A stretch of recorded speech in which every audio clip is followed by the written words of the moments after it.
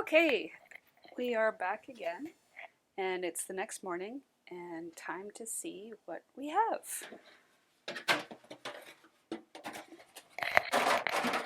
Oh, well, that doesn't look great, but we'll see. Alright, so first we need our handy dandy gloves again. There we go, good grief. Okay, now we're going to rinse everything in cold water. Okay. May as well use this to help wipe everything down.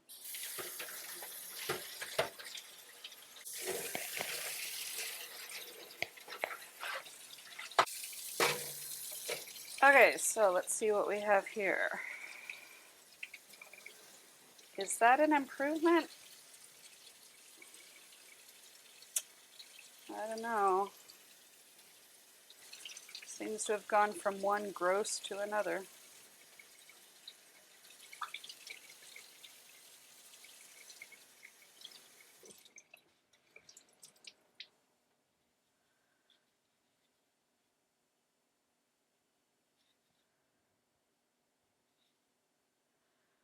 I don't know, what do you think, guys?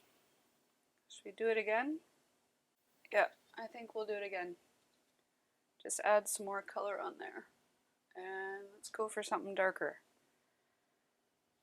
Alright. Back to the drawing board.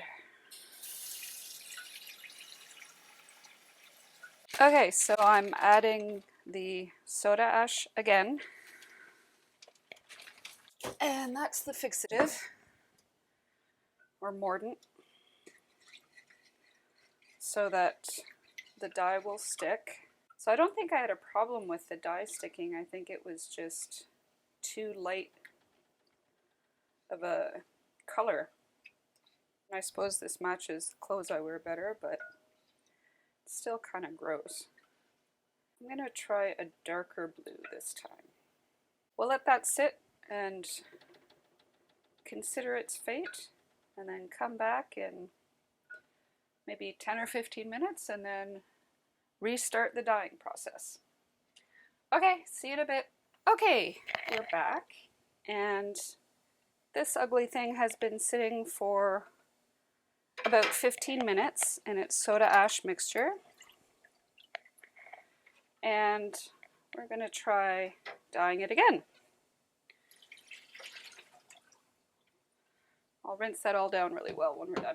Okay, so I did a bit of looking, and apparently it's the acid dyes that do well for nylon. So I'm going to do both. Acid dyes and the Procyon dyes. So first of all, we're going to do the ice. And I sprinkled a bit of water on this, so hopefully the ice has kind of refrozen into a big chunk. But we'll see. This might have been a bad idea. Hey! It was a good idea. Excellent. Alright, so let me just show you here. So the previous one I did was called Mermaid's Dream, which is this one. And it didn't take super great. So I'm going to do this one, Kingfisher Blue. So I'll put all that on first, and then we'll deal with the, no, that's not right. And then we'll deal with the acid dyes. And hopefully by doing both, something's going to work. Alrighty. Here we are, Kingfisher Blue.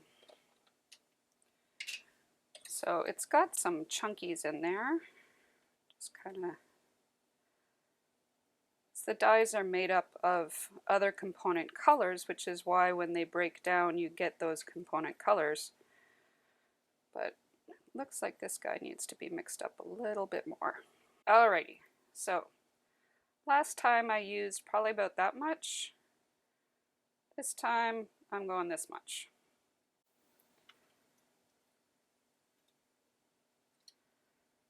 Okay.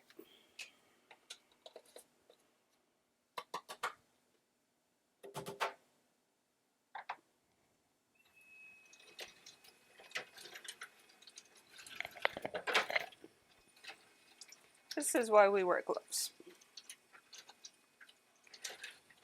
First time I did this and I didn't wear gloves, I had blue hands for quite a long time. So again, I get my dyes from Dharma Trading in San Rafael. They also order online, and they're super awesome. They've got some excellent tutorials. So if you're interested in dyeing or fabric painting or anything like that, batiking, definitely check them out. I'll have the link. Okie dokie. Now, just because I don't want to do this a third time, I'm going to do also the acid dyes. So for this one, I've chosen this. Now this is silk, also ice dyeing. You can see it doesn't really break into separate colors so much as the Procyon dyes. And it's mostly just you get flow patterns. So these ones, it's probably easier to see. So it's really pretty. It's a lot easier to mix colors on this, like having one item but you have a bunch of spots of different dyes, because you know what they're going to do. Whereas the Procyon dyes, they just kind of do their own thing. Anyway, so this is navy blue, or what do they call it? Dark navy. So I'm going to put this on, but all dyes need a mordant. Oh, goodness. And the dye for acid dyes, here we are, good grief. Honest Betsy, you can't take me anywhere. Okay, anyway, so the mordant for acid dyes is citric acid. In a pinch, you can also use vinegar or lemon juice, but you know, as far as I'm concerned, that's a waste of vinegar and lemon juice. Okay, so here's my citric acid. And obviously I can't sit and soak this in citric acid now, but I'm going to mix it with the dye, and hopefully that'll work. So this, I've just put tape over the little hole there. You can see I'm not being super exact. The instructions, 1 tablespoon to 1 pound of dry fiber.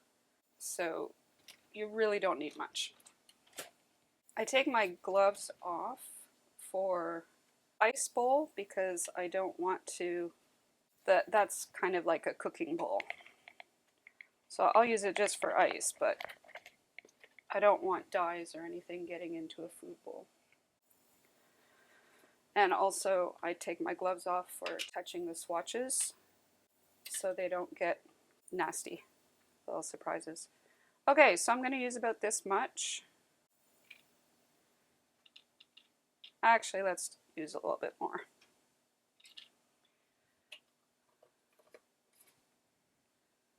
Okay. All right, so my thinking is if we mix these together and then sprinkle it on, hopefully there'll be citric acid with the dye to help mordant it, and then that'll stick. Now, acid dyes also need to be heat set, so when I come back to look at this tomorrow, I'll have to kind of nuke the whole thing in the microwave to make sure it's set. And this is an experiment. I've never done this before, this mixing the citric acid with the dye, so we'll see how it goes.